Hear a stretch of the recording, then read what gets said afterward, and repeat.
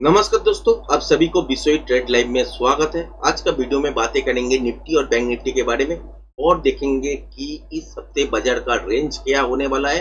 अगर यहाँ से ही ऊपर की तरफ चलने लगते हैं, पैटर्न के हिसाब से कितना मूव मिल सकता है और इस हफ्ते का मूवमेंट कितना हो सकता है।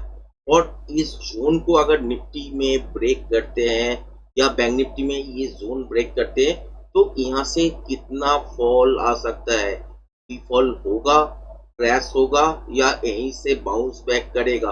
यही चीज आज के दिन चर्चा करेंगे और उसके साथ चर्चा करेंगे जियो पॉलिटिक्स का थोड़ा बहुत। और इसके साथ आप लोग जानते ही होंगे कि कंबोडिया और थाईलैंड के बीच वॉर छिड़ चुका है। तो यहाँ पे दोनों देश के तरफ से ही मिसाइल लागे हैं, छोटा मोटा ही वार चल रहा है। मगर पीछे बैकग्राउंड में अगर देखें तो चाइना सपोर्ट करता है कंबोडिया को और थाईलैंड को सपोर्ट करता है अमेरिका। अगर इन दोनों में कोई भी डील, अगर नेगोशिएशन ठीक तरह से नहीं बढ़ते हैं तो ये वार लंबा चलने वाला है। अगर कोई भी सेटअप ड्रिल, अगर पीछे बैकग्राउंड में अगर बहुत ज्यादा कुछ निकल के आते हैं और सही सही बैठ जाते हैं तो ये वार खत्म हो जाएगा। वार का वजह क्या है कि एक शिव मंदिर कौन सा देश के अंदर आते हैं इसको लेके ही झगड़ा है, बहुत दिन से है। मगर बीच बीच में अगर इसको देखे तो दोनों देशों के बीच में लड़ाई तो होते हैं मगर पीछे और कोई होता है। तो उसका अगर इफेक्ट देखे तो एशिया के तरफ से अगर देखे कि ये वार अगर कंटिन्यू चले तो क्या इंडिया के ऊपर कोई भी वार सिचुएशन के तरफ, जैसे देखते हैं हम लोग कि बाजार नीचे के तरफ आते हैं या बहुत फ्रीकी नॉइस आ जाता है या फ्री फॉल होते हैं, ऐसा कुछ देखने के लिए मिलेगा?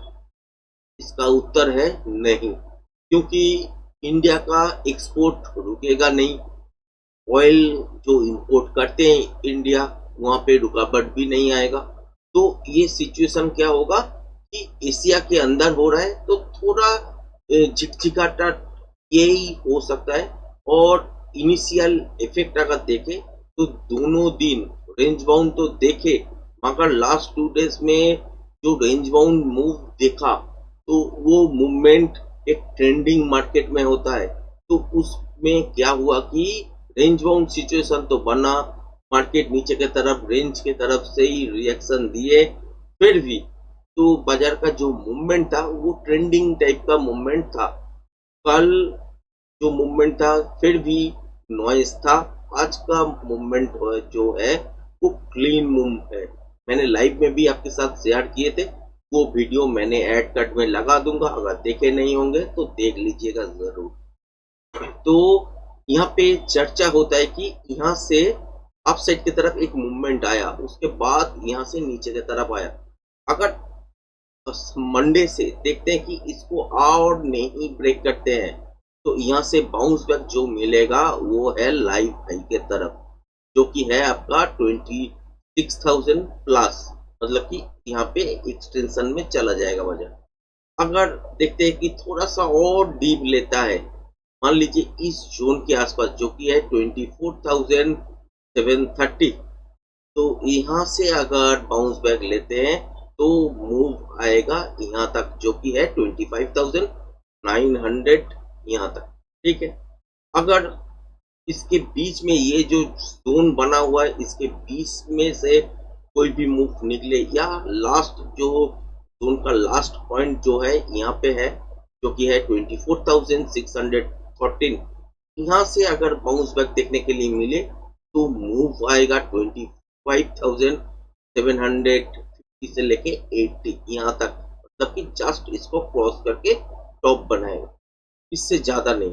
अगर इस लेवल को ब्रेक कर देता है तो कोई भी पैटर्न का फॉर्मेशन नहीं आएगा और ऊपर के साइड जो पैटर्न का मूवमेंट मैंने दिखाया है ये इनवैलिड माना जाएगा। और उस सिचुएशन में यहाँ से नीचे की तरफ ट्रैक करते हुए मार्केट को देखेंगे। और कितना देखेंगे, ये तो स्विंग लो है, मैंने अगले हफ्ते भी पिछले जो हफ्ते हैं उसमें भी आपके साथ शेयर किए थे कि 24,070 इस लेवल को अगर ब्रेक करते हैं तो स्लाइड बेयरिश माना जाएगा, मतलब कि शॉर्ट टर्म के लिए बेयरिश फेज में घुस जाएगा। अगर 24,470 इसको तोड़ते हैं तो, और अगर देखते हैं कि 23,935 ये स्विंग लो अगर तोड़ते हैं, एक रिटेस्ट लेते हैं, उसके बाद नीचे की तरफ ही रहते हैं, तो लॉन्ग टाइम के लिए आपको बेयरिश फेज में देखना होगा बाजार को। जैसे कि हमने लंबा टाइम से अप साइड की तरफ से मूवमेंट देखे, तो वही मूवमेंट नीचे के साइड में होने लगेगा। हर एक बाउंस में एक सेल ऑफ आएगा और तगड़ा सेल ऑफ आएगा, तो इस जोन के बाद ये याद रखिएगा। बैंक निफ्टी में भी अगर देखें तो सिचुएशन ऐसा बना हुआ है कि आइडियल जोन जिसको कहा जाता है वो है 56,100 से लेके 55,874। इसके बीच में से अगर बाउंस बैक मिलते हैं तो 58,500 तक ऊपर जाने का सक्षम है बाजार, क्योंकि लाइव हाई के तरफ ही बाजार है फिलहाल के लिए।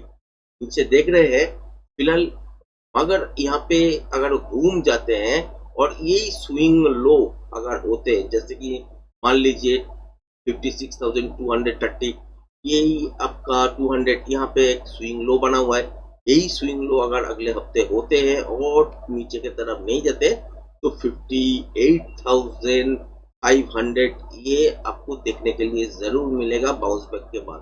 अगर ये आइडियल जोन में चला या 56,100 से लेके 55,874 इसके बीच में, यहीं से जो बाउंस बैक देखने के लिए मिलेगा वो 58,000 प्लस देखने के लिए मिलेगा, 500 तक नहीं जाएगा।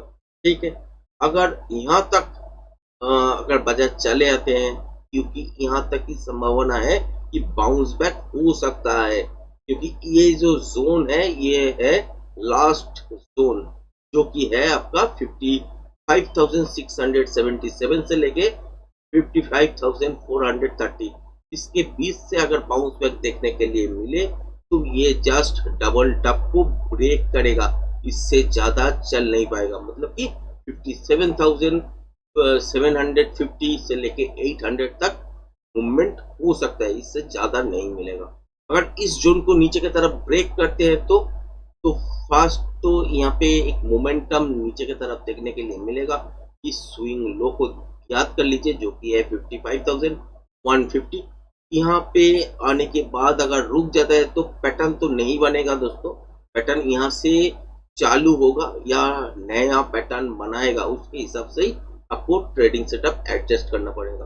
अगर इस जोन को ब्रेक करते हैं तो, अगर ये लेवल ब्रेक करते हैं तो इनिशियल फेज में आपको नेगेटिव देखने के लिए सेंटीमेंट दिख जाएगा और बाजार का शॉर्ट टर्म नेगेटिव जोन में चला आएगा जब आपका 55,150 तोड़ देगा उस टाइम। तो यहाँ से लेके यहाँ तक अगर देखें तो शॉर्ट टाइम के लिए वजन बेयरिश फेज में आ सकता है अगर इस लेवल को तोड़ते हैं तो। अगर 53,480 इस लेवल को तोड़ते हैं तो मान लीजिए कि यहाँ से एक बाउंस तो मिल सकता है, मगर रिटेस्ट के बाद अगर सस्टेन नहीं होता है तो लंबा टाइम के लिए आपको बेयरिश फेज में रहना पड़ेगा। तो आपके साथ पूरा शेयर कर दिया कि कैसे कैसे मूव आ सकते हैं, कहां से बाउंस बैक हो सकता है और कितना मूवमेंट मिल सकता है। उम्मीद करते हैं वीडियो पसंद आया होगा। वीडियो अगर पसंद आए हैं तो चैनल को लाइक शेयर सब्सक्राइब करना मत भूलिएगा। धन्यवाद।